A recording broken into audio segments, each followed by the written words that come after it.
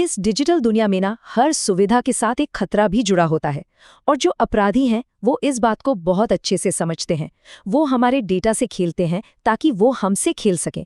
तो चलिए आज इसी में थोड़ा गहराई से उतरते हैं और देखते हैं कि कैसे बस कुछ ही सेकंड में सब कुछ बदल सकता है और सबसे ज़रूरी बात, इससे बचा कैसे जा सकता है। ये बात सुनने में थोड़ी कड़वी लग सकती है, लेकिन ये एकदम सच है।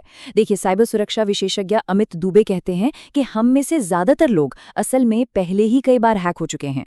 तो अब सवाल ये नहीं है कि क्या हम हैक होंगे, सवाल ये है कि हम कब हैक हुए हैं या कितनी बार हो चुके हैं। और सच कहूँ तो ये मान लेना ही कि हम सेफ नहीं हैं, हमारी सुरक्षा का सबसे पहला और सबसे ज़रूरी कदम है। आज की हमारी बातचीत का रोड मैप कुछ ऐसा रहेगा। पहले हम समझेंगे कि ये प्रॉब्लम कितनी बड़ी है, फिर हैकर्स की उन चालाक तरकीबों का पर्दाफाश करेंगे जो हमारे भरोसे का फायदा उठाती हैं, और आखिर में उन ठोस और आसान तरीकों पर बात करेंगे जिन्हें कोई भी फौरन अपना सकता है। हमें अक्सर लगता है कि हमारा पासवर्ड तो बस हमें ही पता है, लेकिन सच तो कुछ और ही है। सच ये है कि ये शायद पूरी दुनिया को पता है। हमारी पर्सनल जानकारी से जुड़े इतने बड़े बड़े डेटा लीक हुए हैं कि हमारी ज़्यादातर जानकारी पहले से ही पब्लिक डोमेन में यानी कि इंटरनेट पर मौजूद है।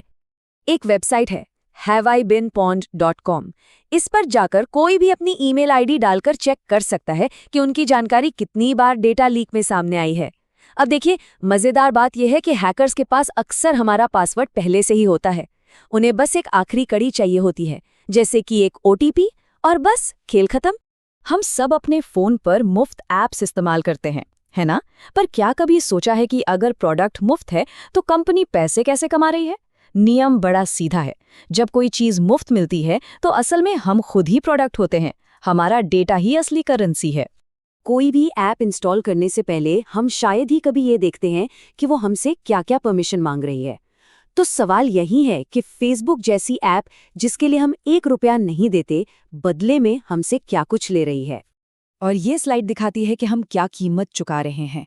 ये ऐप्स हमारी ज़िंदगी के हर पहलू को रिकॉर्ड कर रही हैं। हमारी लोकेशन, हमारी बातें, हमारी सेहत, हमारे पैसे, यहाँ तक कि हमारे पॉलिटिकल और रिलीजियस विश्वास भी।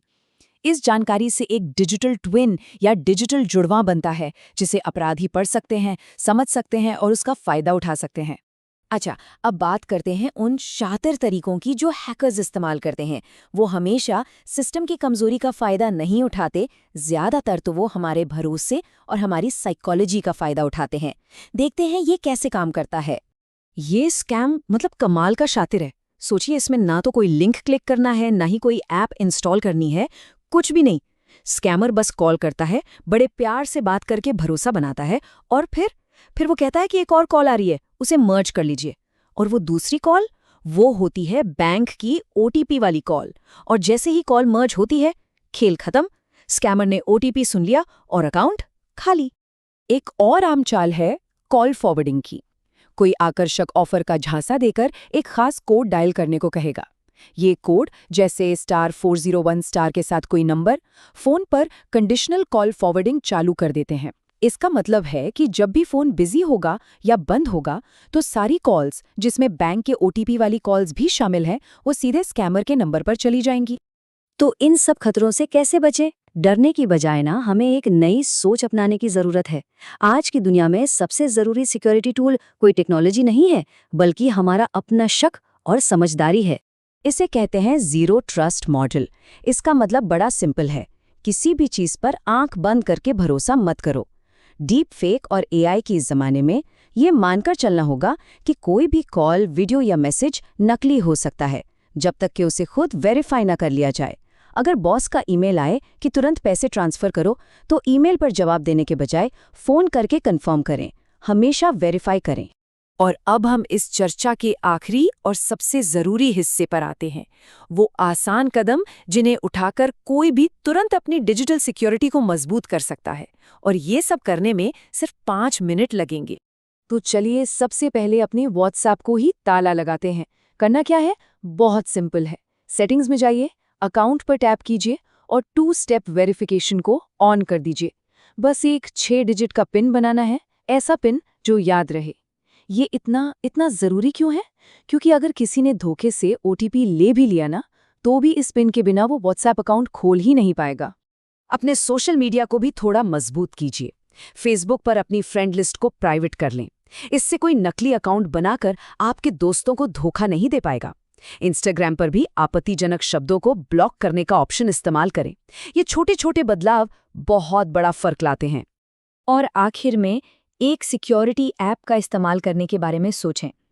एम-आर्मर जैसी ऐप्स किसी भी क्यूआर कोड या लिंक को स्कैन करके बता सकती हैं कि वो सेफ हैं या नहीं। वो फ़ोन की सभी ऐप्स का ऑडिट भी कर सकती हैं, ये देखने के लिए कि कौन सी ऐप ज़रूरत से ज़्यादा परमिशन ले रही है। ये आपकी सुरक्षा की आखिरी और सबसे मजबूत दीवार हो सकती है। तो आखिर में ये सवाल खुद से पूछने लायक है। आज की दुनिया में हमारा डिजिटल दरवाज़ा अक्सर खुला रहता है। ये हम पर निर्भर करता है कि हम किसे अंदर आने की इजाज़त देते हैं। सतर्क रहिए, संदेह कीजिए और सुरक्षित रहिए।